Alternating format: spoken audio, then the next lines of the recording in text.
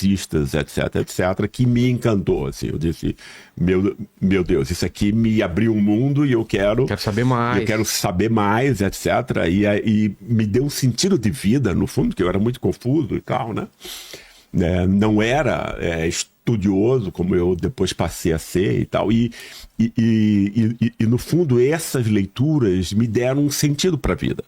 Né? Eu disse, olha, puxa vida, isso aqui, e como eu comecei a ser bom aluno, eu comecei a ter o reconhecimento disso, né? Inclusive desse professor e tal. E aí, então, foi uma coisa que foi ajudando uma coisa a outra, né? Sim. Um adolescente inseguro, etc, né? Sem orientação na vida, desorientar, sem saber o que fazer, etc, né?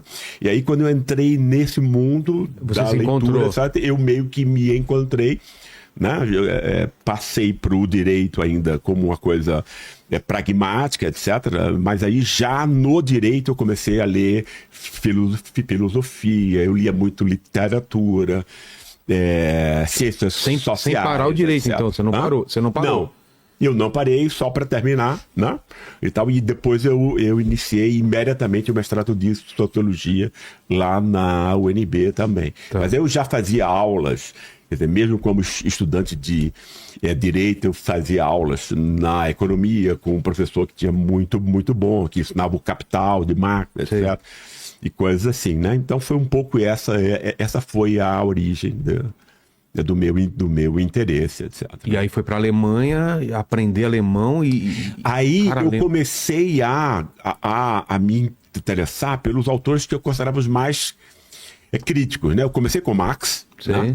Mas aí depois eu vi limitações em Marx e comecei a procurar outras coisas. Então, a escola de Frankfurt, Max Weber, etc. Tudo. E esse pessoal era todo alemão, né? Então eu digo, poxa, Biro, eu tô querendo... Tem que ir lá na fonte. Exatamente. Eu tenho que ler, eu tenho que saber essa língua, porque é a língua mais importante, né?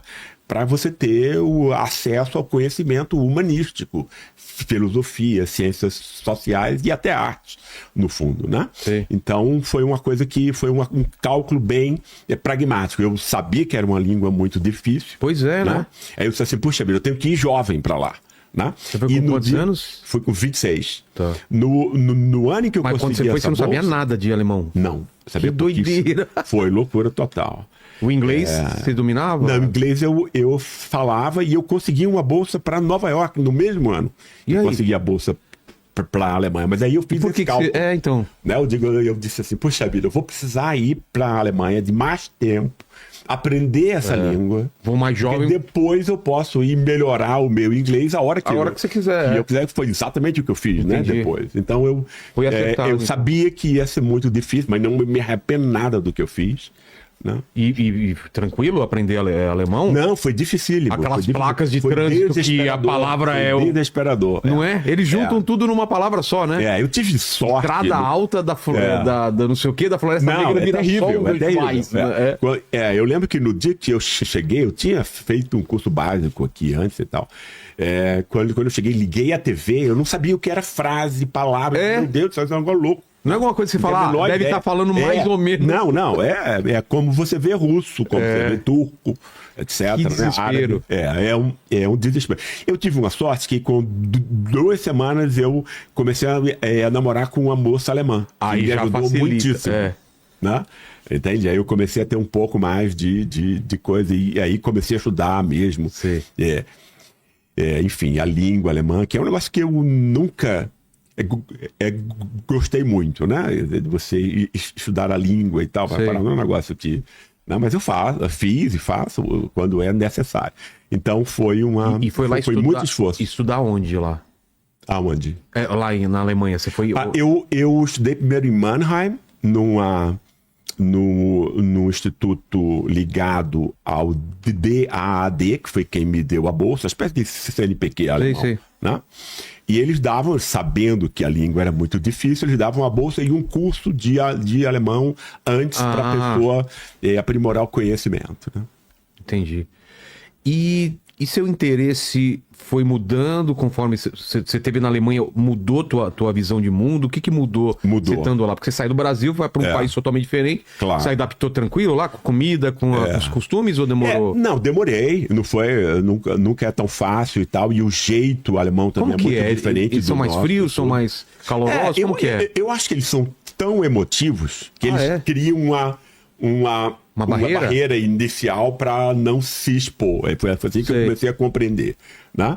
Então É difícil fazer amizade assim logo, cara. Fazer amizades.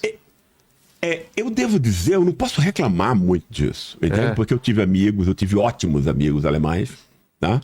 E isso me ajudou muitíssimo, obviamente. Tanto que, mesmo depois que eu voltei para cá, eu continuei fazendo os meus principais parceiros de trabalho eram alemães. Pô. Né? Então eu ia muito lá e tava para porque eu gostava disso. Isso era uma coisa que me fazia que eu pudesse me comparar, né? Eu era muito ambicioso, eu queria ter a melhor formação possível, Mas etc. Tua meta era o quê? É trabalhar com o quê? Fazer o quê? Qual que era Eu gostaria, a minha meta era compreender o pensamento complexo de autores importantes, né? E não um assunto específico, percebe? Porque eu percebia, e eu estava certo, né? Entende? Que quando você se apropria do pensamento de grandes pensadores, né? Não de um só, que você vai ser uma espécie de ventríloco com ele, porque é uma pessoa um pensamento normalmente tão forte, né? Que se impõe a quem lê, que não... eu quis pegar vários, né? Para que eu pudesse o quê? Examinar qualquer assunto a partir de uma perspectiva plural, então, gente que iria né? E a partir disso eu fui vendo quais eram os... Eu sempre me interessei muito pela dominação, a ideologia que se constrói para enganar as pessoas, desde aquela época, a humilhação, claro. Né? Isso aí, exatamente. Desde essa época, eu acho que um pouco a coisa da figura do meu pai, que eu via ser humilhado porque não era rico, etc. Claro. Isso me marcou muito, né? E tal, eu vi o sofrimento disso, etc. Então, essas coisas foram importantes e eu quis, então, saber o quê? Como é que você mostra esse tipo de coisa? Como é que você traduz, denuncia, no fundo, né? E a coisa assim do conhecimento como uma arma estava sempre presente em mim, tal, entende? E eu sempre eu não gostava da coisa dos intelectuais normais que usam o conhecimento como enfeite para, no fundo, humilhar os outros, como os ricos fazem com o dinheiro. Entende? Então eu achava isso também, né? Existe isso até no meio acadêmico. Obviamente, isso é 90% do meio acadêmico. Não é que existe, isso domina o meio acadêmico. E faz com que você não tenha, enfim, você não tem grandes... Né? Uma coisa que foi muito importante para mim foi aprender o quê? Foi aprender que a gente não deve ter medo de receber crítica. Entende? Que a gente tem que separar as nossas opiniões da nossa personalidade.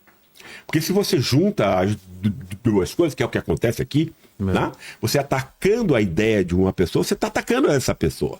Entendeu? Então ela não vai mudar a opinião dela, não vai argumentar. Mas não deveria ser isso, né? Não deveria ser, mas poucos países têm esse negócio. Eu trabalhei também na França e nos Estados Unidos e não encontrei a mesma tradição que se encontra no país como a Alemanha. A Alemanha, eles separam mais a opinião da pessoa. Exatamente. Você não está atacando a pessoa, está atacando só a opinião. Exatamente isso. A minha turma lá, quer dizer, a gente não tinha disciplina a fazer. A gente tinha que ler um livro por semana e ir lá discutir, né? E éramos 11, tá? O professor, ele não interferia, não usava da sua autoridade, portanto, e a gente ficava... Era uma guerra, né? Então, era um combate de ideias, de não sei o quê. Que é maravilhoso, né? Claro, e era um negócio... Depois ia tomar um chopp. Então... Entendeu? Quer dizer, então isso pra mim assim, foi incrível, assim, né? Entendeu? Eu só vou poder desenvolver o que eu estava afim, que era, né, enfim, me apropriar de conhecimento importante, que eu pudesse denunciar as coisas que eu vi e sentia como erradas no nosso país, mas que não se sabia ainda por quê, né? E então foi muito, muito importante. Quer dizer, eu não vou aprender de verdade, né, se eu não aceitar é a crítica, percebe? E era um negócio muito... Isso foi extremamente importante. Foi o principal que eu aprendi lá. Obviamente foi muito importante aprender da língua, foi muito importante ter estudado com grandes... estudado pensadores, com professores que eram ótimos, eram os melhores, né? E tal. Eu tive muita sorte nisso, etc. Né? Mas o mais importante para mim foi perceber isso. Né? Porque me fez... E ter um olhar de fora do Brasil também, né? Exatamente. Você estava lá, você começou a ter um outro olhar, né? Não, exatamente. Isso foi muito inteligente a sua questão. Porque, por exemplo, uma coisa que eu fiz, eu acho que só pude reinterpretar esse país, que é o que eu estou fazendo hoje, né? Porque inicialmente eu comecei o meu aprendizado com pensadores estrangeiros, percebe? Quer dizer, com grandes pensadores. Habermas, Weber, Marx, né? Bourdieu, etc., Taylor, né? Axel Honneth, etc., etc.